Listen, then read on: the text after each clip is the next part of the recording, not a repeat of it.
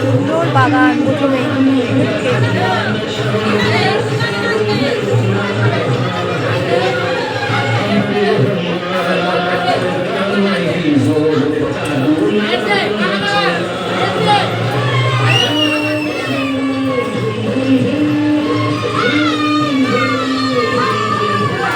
বাড়ি গেছিলাম, এত চেঁচাচ্ছে কিছু বলা যাচ্ছে না, শুনতেও পাবে না তোমরা।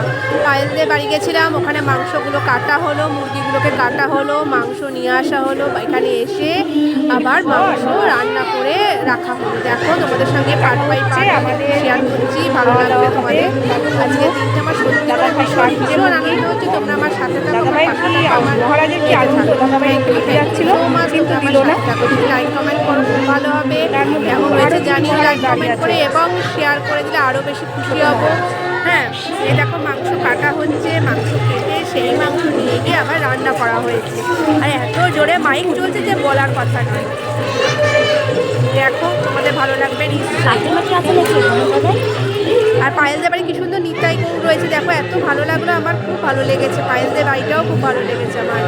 আর আমাদের এটা পুজো হয়েছে, এটা আমাদের মালিক, এটা আমরা ভাই বলি, অনেক ছোট আমরা ভাই বলি, কেউ দাদা বলে। এই আমাদের বিশ্বকর্মা ঠাকুর।